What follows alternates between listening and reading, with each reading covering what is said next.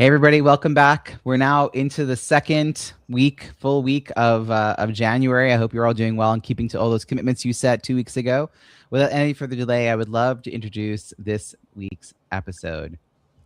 You've written a great book. You've poured your expertise onto the page, but then what? Too often books end without guiding the reader to take the next step. Whether that means joining your email list, signing up for a training, or starting a conversation, that missing link is lost. A lost opportunity to turn interest into action and readers into clients, collaborators, or champions of your work. Your book should be more than informative. It should be an invitation. I help entrepreneurs create books that not only educate, but also offer a clear path forward. When you know what comes next, your readers will too. And that's how a book becomes a business asset. If you're in the early stages of your book journey and want to make sure it supports your business goals, let's talk. Schedule a complimentary 30-minute book launch brainstorming session to learn more about the Author ROI program, a small group experience that helps you map your message, define your outcomes, and plan for long-term impact. Visit booklaunchbrainstorm.com to get started. And now let's meet today's panel. With me, we have Jeremy Shapiro, who wrote Your Business Growth Playbook, Breakthrough Strategies to Scale Your Business for Business Owners Who've Outgrown Hustle, a clear and actionable guide for entrepreneurs who are ready to stop grinding and start scaling through smarter systems, team support, and sustainable growth strategies. We also have Laura Buer, who wrote Beyond Loan Signings, the ultimate guide to monetizing your notary commission with specialty work, a comprehensive roadmap that helps notaries expand beyond general signings and discover profitable niche services that align with their skills, lifestyle, and professional goals. And Lisa Ryan, who wrote Gear Up for Greatness, How to Transform Workplace Culture with the 6 Gears of Strategy, a dynamic leadership guide that equips professionals to build thriving workplace cultures by shifting from reactive engagement to strategic, gratitude-driven transformation. Please join me in welcoming Jeremy, Laura, and Lisa. Jeremy, I'm going to kick things over to you. Thank you so much for joining us. And I always want to get a sense of the audience that you had in mind for the book. So who is the ideal reader for the book that you wrote? Thanks for inviting me on, Robbie. In terms of the ideal reader, this was actually one of the first things I established when putting my book together. Because if you don't know who you're writing for, how do you write to them? So for Your Business Growth Playbook, my audience is the business owner who's seen success, they've grown, but then for whatever reason, the revenue plateaued. What got them where they are now is no longer working to get them to the next step that they want for their business. And so the book is a playbook of strategies that these business owners can use to get unstuck and back to the growth they deserve. I love it. What kind of entrepreneurs, business owners are you talking about? Like, is it a certain size? Are they solopreneurs? Are they bigger companies? Like, help define that a little bit. Yeah, so these are the founders of the business, right? They identify as business owners, founders, and entrepreneurs. They are high 6 to low 7-figure businesses, and they're looking to scale up and break through beyond that. They have seen success. They've generated revenue. They have lead flow into the business. It's just no longer providing the growth they want. Yeah, there is a moment there where what worked doesn't work going forward. What worked to get you here won't get you there. I love it. So Laura, share a little bit about who you had in mind for this book. Yeah, I had independent notaries public in mind. These are notaries who are looking to leverage their commission in order to have this as their career center of the plate, and understand that there are many ways for them to specialize in different environments, different types of documents. And it's also for those who are notaries, perhaps in an office, that want to break out of that, or perhaps do something on the side. This is a guidebook for them on what's available. There are so many people who found themselves probably becoming notaries for a one-off need, you know, because they worked in a company and they were like, your role has to have this. And then they're like, that's it. Like, it's like they did the paperwork, but now you're introducing them that it's actually a doorway to a whole new world of being an entrepreneur, of creating your own life and designing the experience that you want and helping people. I mean, like, in all kinds of moments, we need notaries. I learned so much from getting to know you about the notaries beyond just their ability to dot I's and cross T's. You co-wrote this book, correct? This is the one you did with Bill? I did, yes, with Bill Soroka. About 2 years ago, and it is fabulous. Notaries are breaking through Some are leaving their full-time jobs just to do this. And they're getting 6-figure and more earnings from That's doing it. amazing. Okay, we're going to circle back to the other stuff you're doing. So you've got another book that you've been working on. Lisa, tell us a little about who you had in mind for this book that you wrote. Well, my business really focuses on manufacturing, construction, and the skilled trades. And I was always a nonfiction girl. And now I had this fiction, this business fable in my mind for a long time. So it was probably one of the most fun books that I've ever written, but it really is for small to medium manufacturing companies who are just trying to figure out ways how they can basically keep their top talent from becoming someone else's. You know, the idea to write a fable, because you've written other nonfiction books, and that's like you can get into a rhythm with doing that. Did you have anything change in your brain about, I think I want to do the fable? Like, were any of the early reluctances that you had when you were writing your first book come up, or something different? Because it's like, it's a different path in some ways than what you had known to be working for you. Well, my brain is not really wired. It's wired to read fiction, but not really to write it. And I never thought that I actually could. And I am not even remotely comparing myself to, J.K. Rowling or something like that. But I got to know the characters. It was really weird because I'd be saying, well, James is going to say that. I'm like, no, he would never say that, but Frank would say that. And it was really an interesting experience to go through that process and to be able to see. And then one of my favorite parts at the end of it, I actually had where are they now? Because I wanted people to find out the rest of the story and of course, Frank, the main character, became a, consultant and professional speaker. So it was just kind of fun. I love epilogues, honestly. I think a fiction book that ends without an epilogue, I'm like, but It was great. very fun. I love that. Jeremy, all of you have these really clear audiences. I love that because that doesn't always happen here when I talk to authors. There's still some who are like, well, it's kind of the entire industry, this entire world, everybody. Jeremy, have you written other books, or is this your first book? This is my first major, publication that's come out.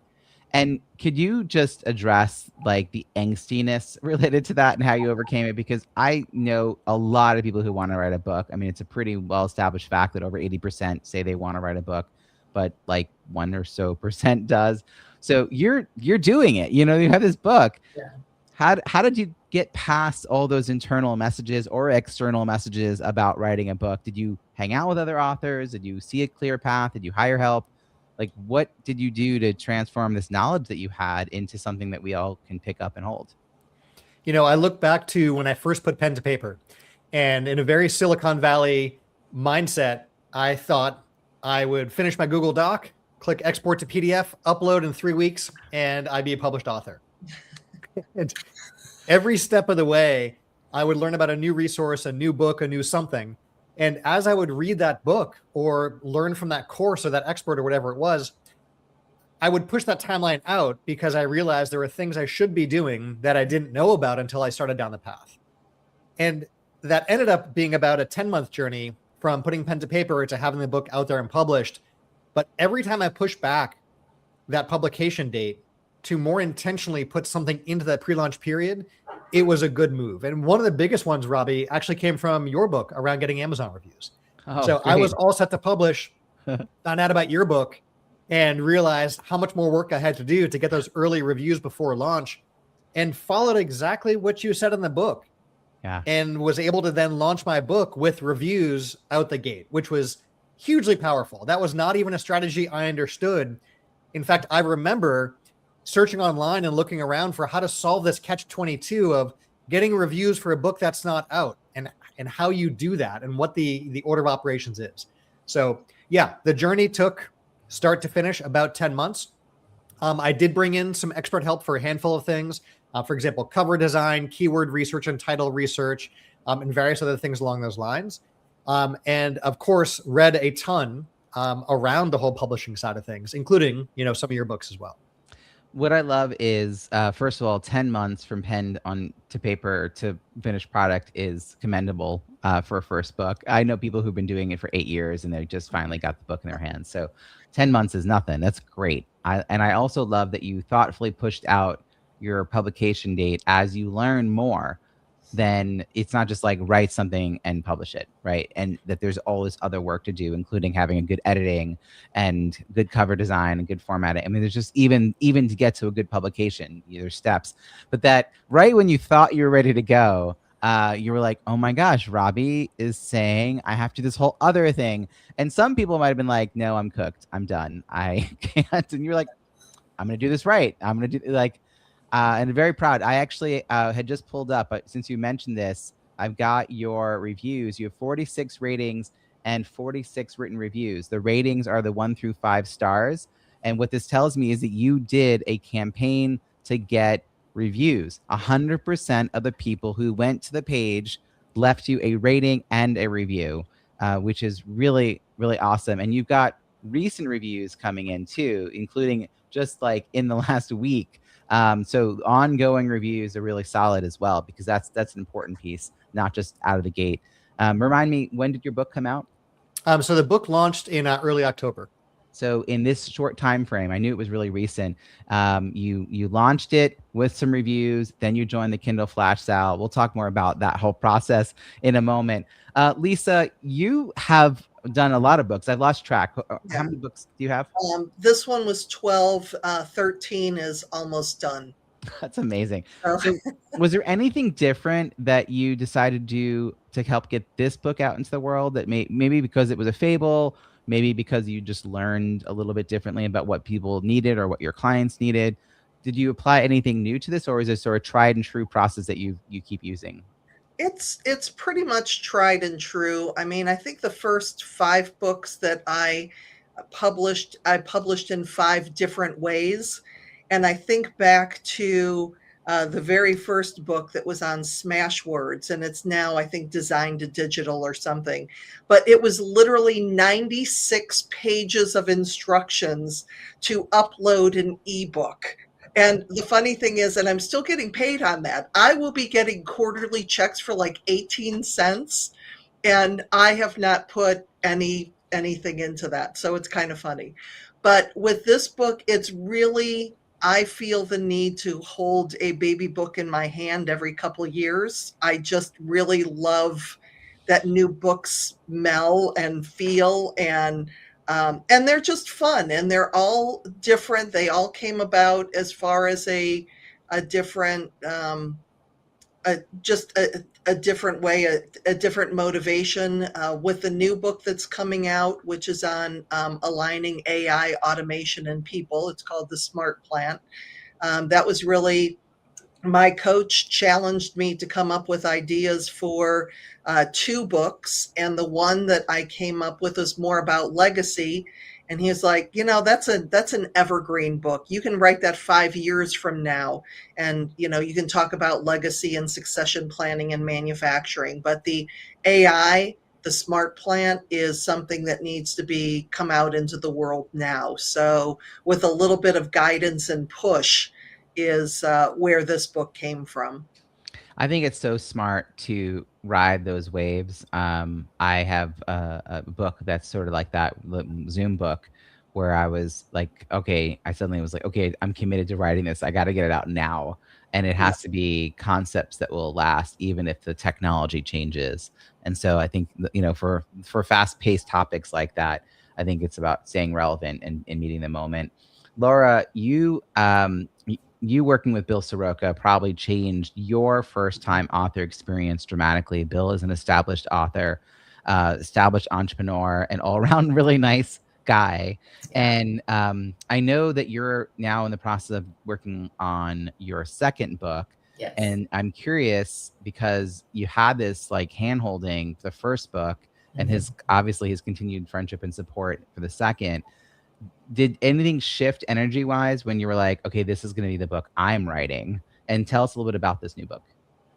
So, wow, yes, it was really different for me to have all the responsibility And I knew when I was writing it that when I was done, all the other things that really Bill already had the experience, and he led the way on that. And by the way, it took 2 years to write that book and then get it out. I was thinking, oh my God, I don't know how to do any of those things. What am I going to do? And of course, I thought, I'm not going to deal with it till I get closer to the end. But then when I had a consult with you and then I read your book, I said, okay, it's doable. I can do this. And then, of course, I would reach out to Bill. But having the whole load on your own shoulders, I thought, I don't know if I got it to take it all the way to the end. This book, I started in January and I got it out 2 days before Christmas. So just a hair short of a year, so about half the time. And I've been spending all my time now learning and doing all the things on the back end so that it's got the reviews already, all the things, and making sure the audience I'm looking for, which are still notaries, but I took one specialty, hospitals. It's called a compassionate notary, and how we operate in that type of environment. And it took a little more research, although I have 20 years experience on that. And so I'm very excited. The feedback I'm getting from the notaries who are using it how I envisioned, how I dreamed, which was they would mark it up, stick it in their notary bag, and have it with them as a field guide in the hospital setting. So when something happens, they can look it up. Very short chapters, very easy to find things. And they're saying that's how they're using it.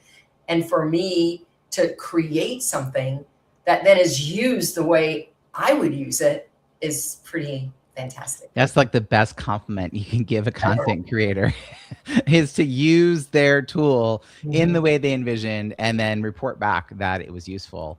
That's really awesome. And I love that you have taken a fairly niche community, at least from the outside perspective, where like not a lot of us think about notaries until we need one, to really narrow it down to the hospital space and thinking about their role, because it is like it's these really difficult, tender moments that a notary can show up in. It's different than when I was signing to buy my house. Like probably I didn't need as much compassion on that day as I just needed like sign here, sign here, sign here, sign here, like for like half an hour.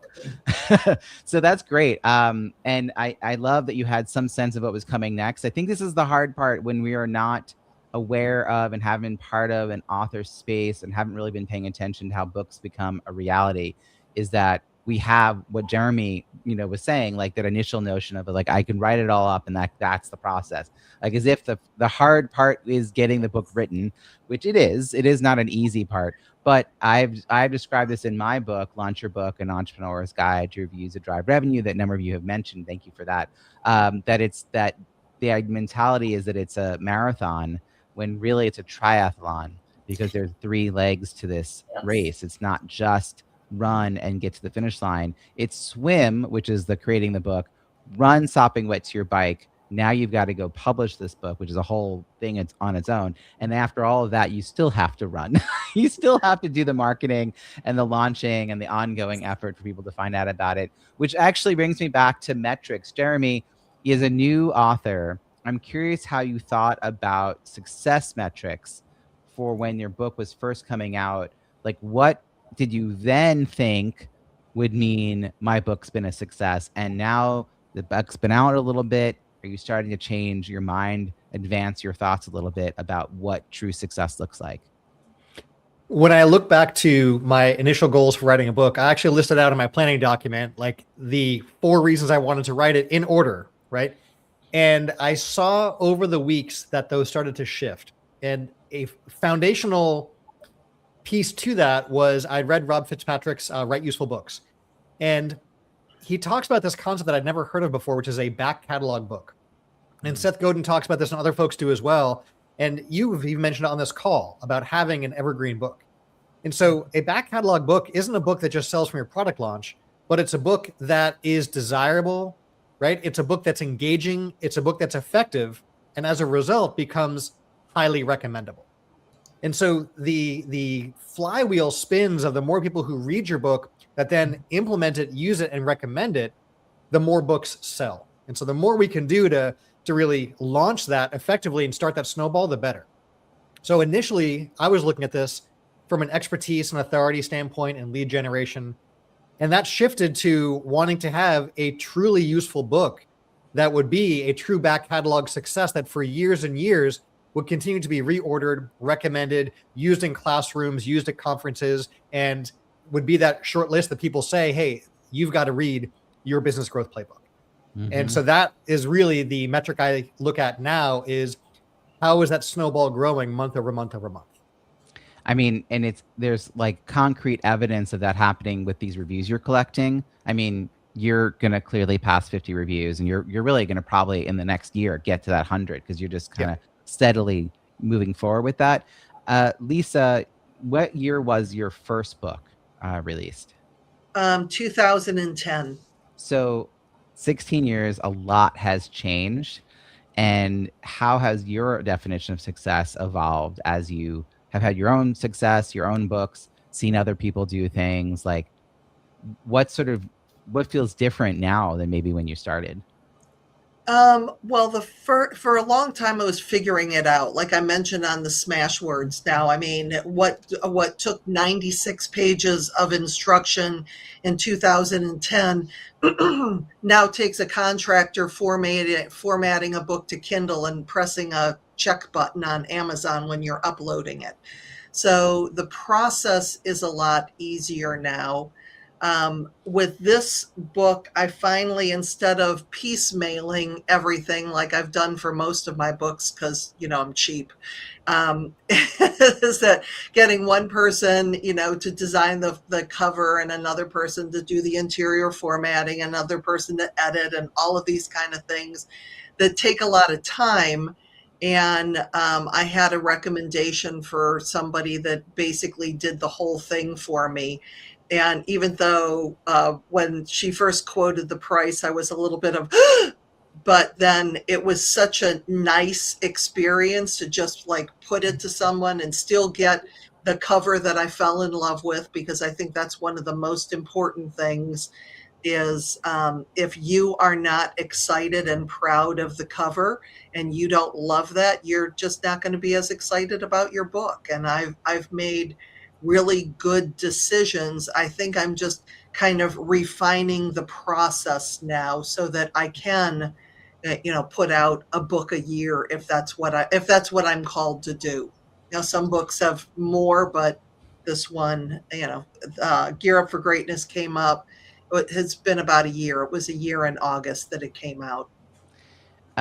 This piece you just described, I want to clarify for people who are listening in. What you were initially doing, which is what I've done for all my books, is the truest form of self-publishing.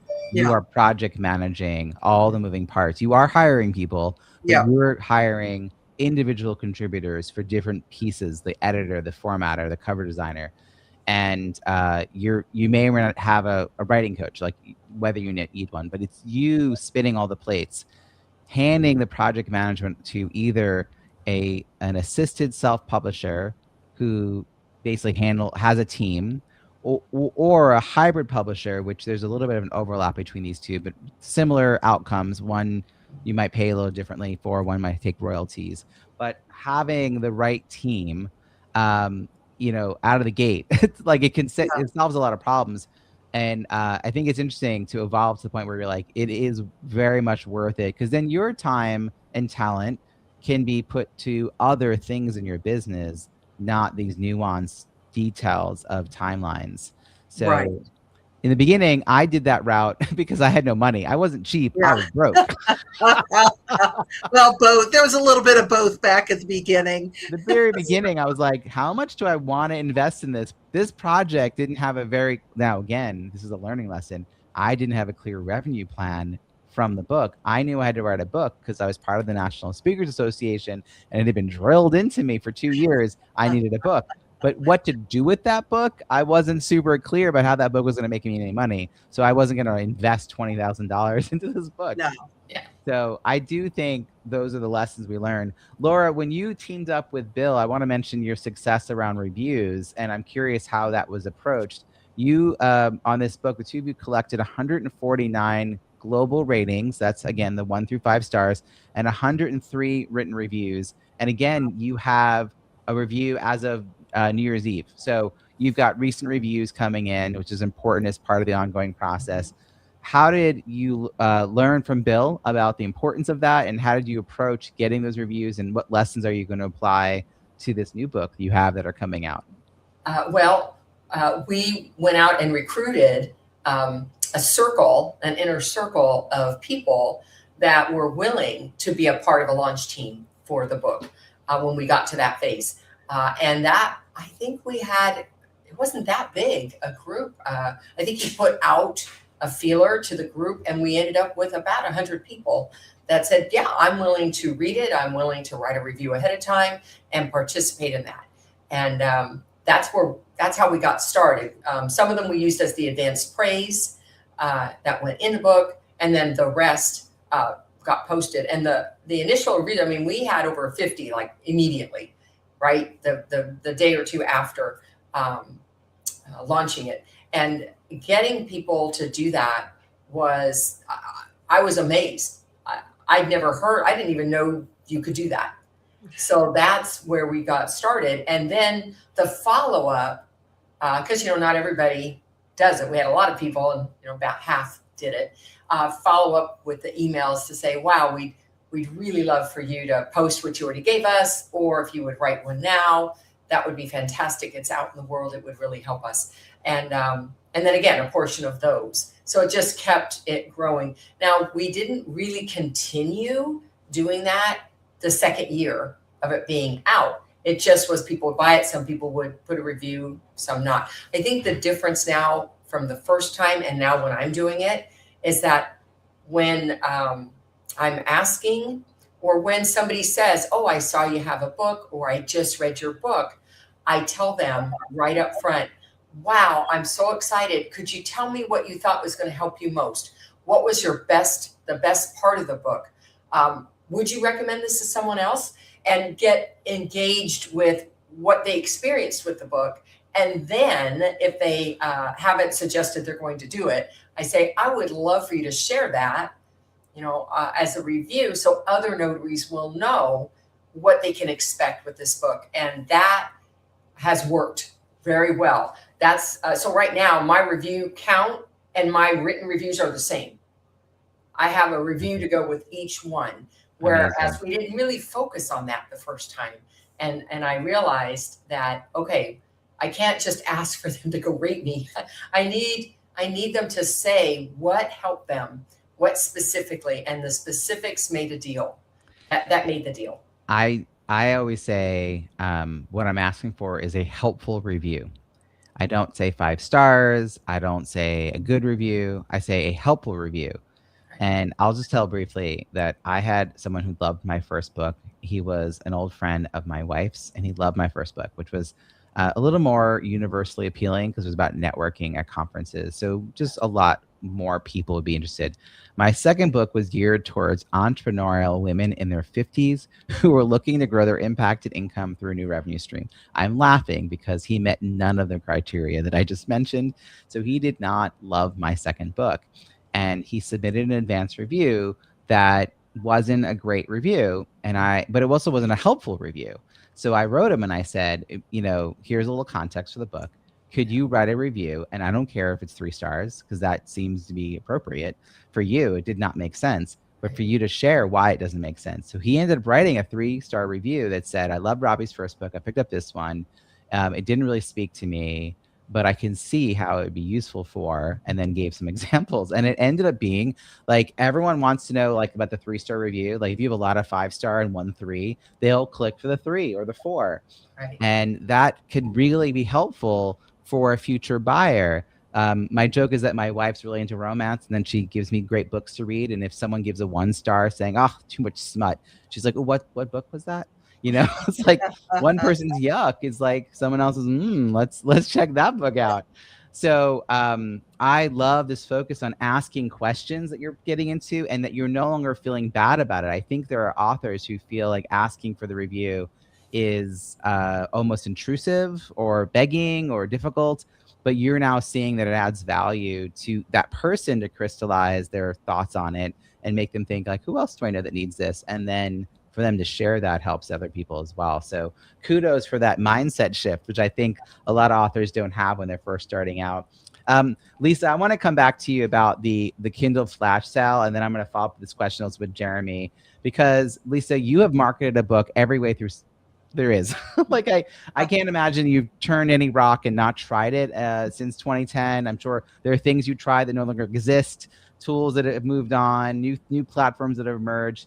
So when you saw the Kindle flash sale and you were thinking about the marketing of a book, like what appealed to you about the promise of this idea of a collection of authors all lowering their Kindle book price to 99 cents, cross promoting, dozens of us doing it at the same time? Like, what were your thoughts about what it was going in, and what's been your experience of it as an author who's gone through the campaign? I think that in the years past, I have bought books from that because, again, I like sales and I like sales on books. So I think that it was really nice to be able to have everything on one page where I can go and, see all the different books and read a little bit about them, but also just to participate with a group of people, supporting each other and supporting each other's books. And I had people reaching out to me from the flash sale of, hey, I just read your book and I really enjoyed it. And these are people that would probably have never found it on their own, left to their own devices. So it was just from a group experience. It was good. It was really nice to connect with people from a marketing standpoint of just with everybody putting the word out and sharing that page with all of the books, giving other people the opportunity to shop sales. I thought it was a very profitable way to just get the word out and get a lot more exposure. Yeah, what I love is that it's a way to remind people that you have a book without really talking about your book alone. Like, hey, don't forget I have a book. Don't forget I have a book. Don't, Right. or don't forget to write a review. But it's more like an offer or a gift to say, oh, hey, my book's part of this collection of books that are all discounted, and you might want to check it out. And you can, by the way, buy gifts for other people as well. And so it just, the diversity within the framework of these are all books written tied to some kind of business, speaking, coaching, consulting. The breadth is really interesting within it. For you, Jeremy, you were really able to leverage this at the tail end of a launch. And I had quite a few authors who did that this time around. I've been more purposely mentioning this to my clients and to just being more clear with people that I talk to on these get to know you calls. So how did you think about the Kindle flash sale in relation to the launch sequence that you had already in place? So the launch, I was conflicted about when it came to pricing. I remember during the whole pre-launch time, I was hearing from some authors about, yeah, you launched at 99 cents. And my view was, if the book isn't worth the list price, then why would I want someone buying it for less? And I heard a lot of good counterpoints around why you'd want those more discount sales, right? Especially because in my book, I have an entire section dedicated to why you never want to discount your products and how does this have congruence with discounting the book. That being said, it became clear from a lot of folks who've done this successfully why it's a good idea for certain windows to discount that book down to 99 cents. So that all being said, the Kindle flash sale that you ran dovetailed nicely from the initial product launch where we had the price reduced, got the early reviews. The price went back up to its full list price for a good, I think, 6 or 8 weeks before we brought it back down again for that Kindle flash sale. And so many great things came from that flash sale, most of which I did not expect at all. Not only was there, of course, a ton of sales that came from it, that's part of what helped December to become better than November, which was better than October, right? That whole snowball we were talking about earlier. We got a ton of great reviews, especially reviews from other authors that I didn't even expect to be coming from that community. That was really powerful. I had other fellow authors reaching out to have me on their podcast to their audiences, which I did not expect to be coming from the Kindle flash sale community. I also met a number of great authors who I now consider friends that I've gotten to know from hopping on calls, one-on-one calls, group calls, and so forth that are really wonderful people. I also found a number of great books to share out to my audience, which are totally congruous. One of the many books that I read during that whole pre-publication time, because there were a ton, yours included, was Self-Promote and Succeed. And one of the strategies covered in there is this idea of doing like author list swaps to who else has your ideal reader that would promote your book. And so I went out there and I was asking, like, where do I find other authors like this? Who would do that? And then along came the Kindle flash sale. And next thing you know, I had people emailing their lists and tagging on social media, mentioning why my book was on their short list of books they recommend. And so here's somebody speaking to my ideal reader type about my book. And so it was tremendously valuable all around, mostly in ways that I didn't expect. But oftentimes in business, we got to try the untried just to see what that will do for us. And the downside is small. The upside This is amazing feedback. Thank you both for sharing. I had this idea initially in 2018, and I put out a Google form. I found the results 2 years ago when I started again, and it was really funny. I sort of said, hey, if I did this thing, and I kind of had this description, generally more or less collaborating with book sales, kind of the list thing that you just mentioned. Would you pay $50, $25, or $0? And like, I think there were like 5 out of 30 people who said I'd pay anything. And so my value proposition wasn't very strong. And I didn't have any business related to this. I just happened to know a lot of authors. So now I'm able to do it for not much more than my original plan, the $75.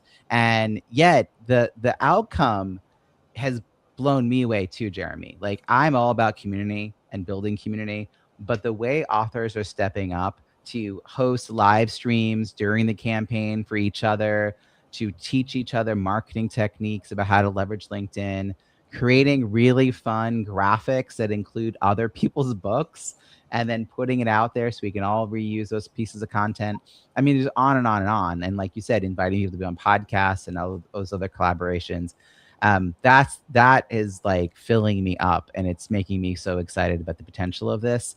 And it's the hours of getting this structured and set up behind the scenes is like really worth it for those kinds of, I don't want to say intangible because clearly they're tangible, but unexpected, like it wasn't the original reason we were doing this, but it's now becoming a norm.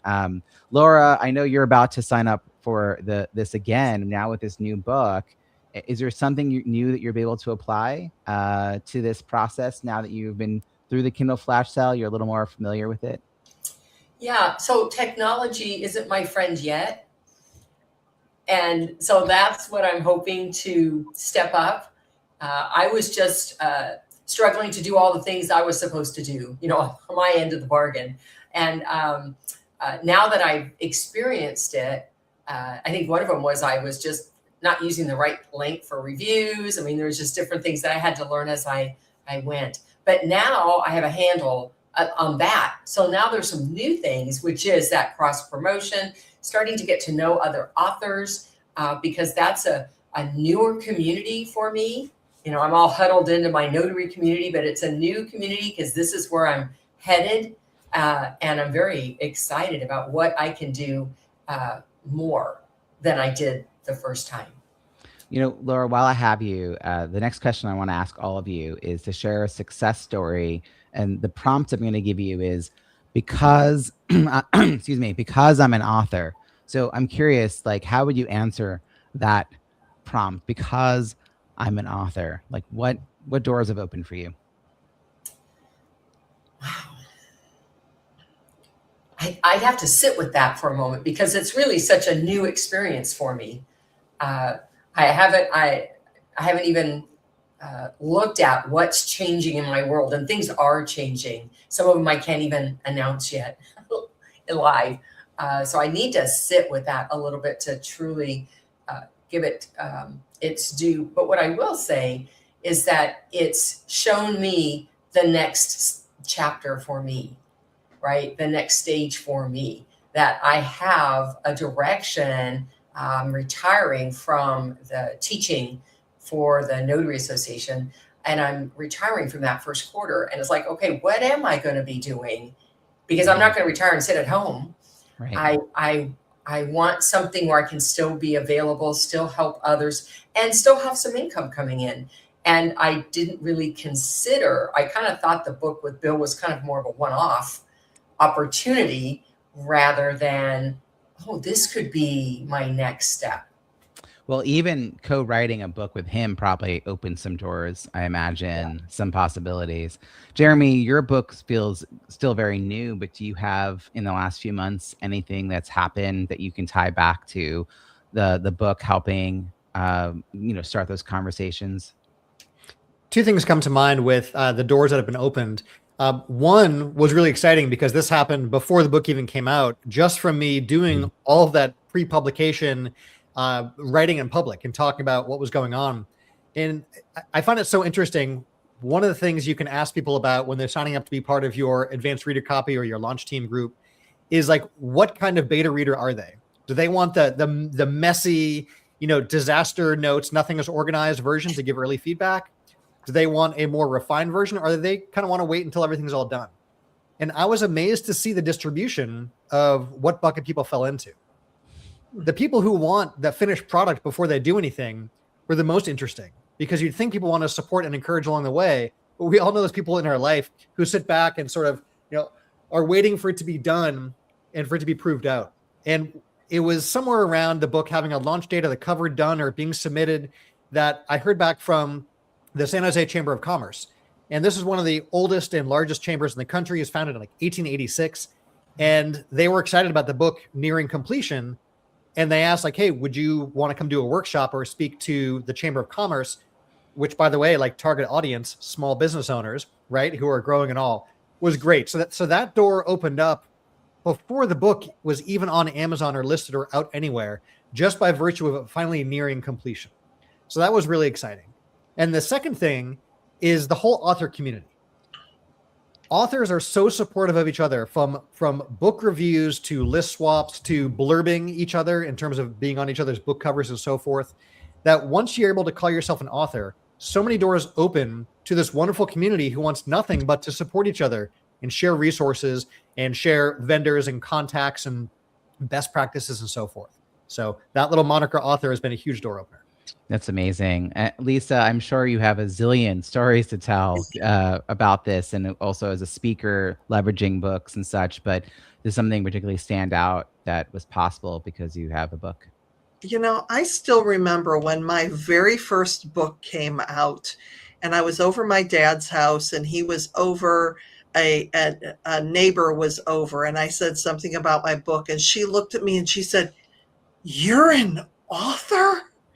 And it was the best feeling. And then for a long time in the National Speakers Association, Dan Poynter was probably one of the first self-publishing gurus out there.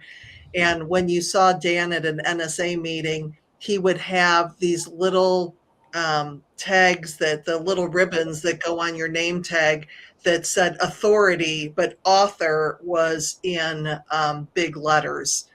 And so I think that that's probably why I just love books and being an author, because you're an author. And it's so, and I don't think it's that as big of a deal, because I think that a lot of people just overthink it. They think it's going to be too hard, or they don't make the time, or they don't know how to do it, instead of just figuring out and see what it's like to hold that baby book in your hand for the first time. I mean, it's helped me, in my speaking, because it's one of the, it's one of the marketing tools that I use to sell upgrades for my programs. But it is really fun to have an audience all get books, and then the signed books. We don't realize, I don't think, how much people treasure a signed book, because that's the first thing. I'll give them a book and they'll be like, oh, it's signed already. Because what I'll do is I'll sign them in advance, and then I'll personalize them, knowing that if I waited for people to come to me, in most cases, 80% of the people would walk out without a signed book. And I just know that little tiny detail of adding that personalization means so much to the recipient. These are like these moments that I don't know. It's hard. You say like a lot of people could do this, but the fact that they don't is why they hold us to higher esteem. Yeah. You know what I mean? Like some of that authority is from perseverance and follow through. Uh, and I do want to encourage people who are listening to find an author community. And we're going to share some resources in a moment at bizbookpubhub.com. Before we do, I would love to find out, Lisa, where people can find you and follow your work. On LinkedIn is probably where I'm the most prolific. So look for Lisa Ryan and Grategy. In most cases, I am the number one Lisa Ryan on LinkedIn, which is saying a lot because there's like 2,000 of us. But if I don't come in, put Lisa Ryan and Grategy and I will come up. Or you can go to my website, lisaryanspeaks.com. Fantastic. And Laura, where can people find you and follow your work? So my website, coachmelaura.com, or LinkedIn would be the other place. By the way, all these links will be in the show notes, as well as their books and their social links at bizbookpubhub.com. Jeremy, how about you? Very similar to both of you. You can find me most active on LinkedIn of all places under Jeremy Shapiro. And you can also find more information about the book and me and all the rest of that at yourbusinessgrowthplaybook.com. Again, go to bizbookpubhub.com for not just these show notes, but show notes from all the past episodes. We're nearing episode 500. So this has been a really great run for my podcast overall. And we also have a curated directory of experts at the Hub who can guide you through your author journey, writing, editing, publishing, launching, and marketing your book. So wherever you are in your author journey, definitely check that out. We have free virtual networking events every single month.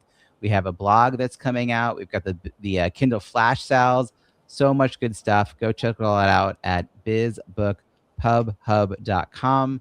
Thank you, panel, so much for joining us. Really, really appreciate it. Thank you.